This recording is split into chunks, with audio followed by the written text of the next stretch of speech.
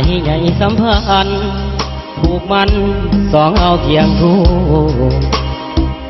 หวังจะมาอยู่เป็นคู่กับน้องงามคำอดีตครั้งก่อนฟังสะท้อนในความทรงจำผู้สาวคนงามตาดำคิ้วคงคนดีสาบานสัญญาถึงภาษาบอกฮักกับน้องสร้างความปองดองเนื้อทองบ่ต้นปีสี่จงรอคอยท่าวันวิวาเดือยอดชีสาวคนสายเมืองวาปีถิ่นแห่งนี้ภาพอนุสรณ์สี่ห้องหัวใจพันภัยผู้สาวนักเขียนด้วยจิตใจภาคเพียรอ่านเขียนหนังสืออักษรนางพางามเด่น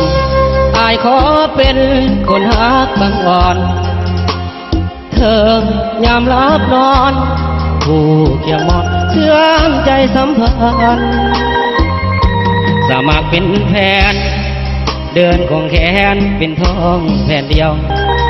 ผูกมันซื่อสัตย์กลมเกี่ยว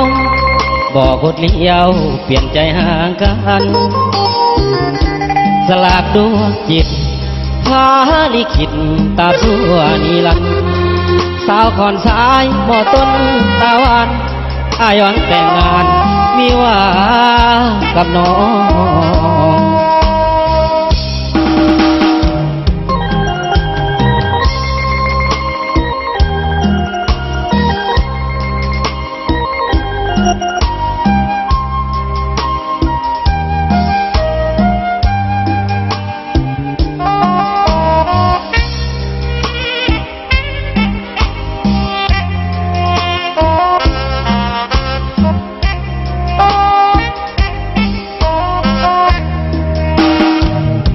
สี่ห้องหัวใจ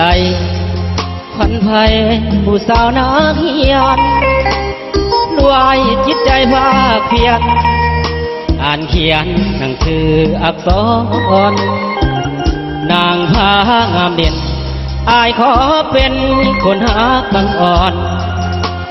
เถิงยามรับนอนคู่เคียงมอนเชื่อมใจสัมพันธ์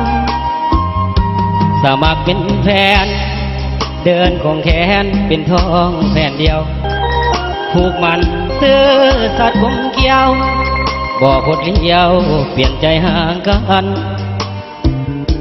สลากดวงจิตพาลิขิตตาสัวนิรันดร์สาวคอนสายบ่ต้นตะวัน